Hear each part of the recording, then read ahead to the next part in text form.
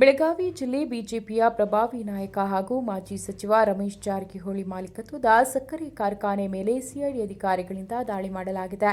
ಬೆಳಗಾವಿ ಜಿಲ್ಲೆಯ ಗೋಕಾಕ್ ತಾಲೂಕಿನ ಹಿರೇನದಿ ಗ್ರಾಮದ ಬಳಿ ಇರುವ ರಮೇಶ್ ಜಾರಕಿಹೊಳಿ ಮಾಲೀಕತ್ವದ ಸೌಭಾಗ್ಯ ಲಕ್ಷ್ಮಿ ಸಕ್ಕರೆ ಕಾರ್ಖಾನೆ ಮೇಲೆ ಸಿಐಡಿ ಅಧಿಕಾರಿಗಳ ತಂಡವು ದಾಳಿ ಮಾಡಿ ದಾಖಲೆ ಪರಿಶೀಲನೆ ಮಾಡಲಾಗುತ್ತಿದೆ.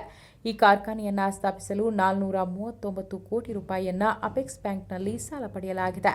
ಆದರೆ ಸಾಲ ಮರುಪಾವತಿ ಮಾಡದ ಹಿನ್ನೆಲೆಯಲ್ಲಿ ಜನವರಿ 5ರಂದು ದೂರು ದಾಖಲಿಸಲಾಗಿತ್ತು.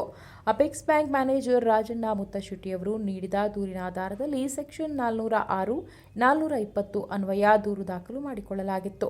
ಸ್ಥಳೀಯ ಪೊಲೀಸರು ತನಿಖೆ ಮಾಡಿದರೆ ಪ್ರಭಾವ ಬೀರಬಹುದೆಂಬ ಉದ್ದೇಶದಿಂದ ರಾಜ್ಯ ಸರ್ಕಾರವು ಈ ಪ್ರಕರಣವನ್ನು ಸಿಐಡಿ ತನಿಖೆಗೆ ವಹಿಸಲಾಗಿತ್ತು. ಸಿಐಡಿ ಅಧಿಕಾರಿಗಳ ತಂಡವು ಕಾರ್ಖಾನೆ ಮೇಲೆ ದಾಳಿ ನಡೆಸಿ ದಾಖಲೆ ಪರಿಶೀಲನೆ ಮಾಡುತ್ತಿದೆ.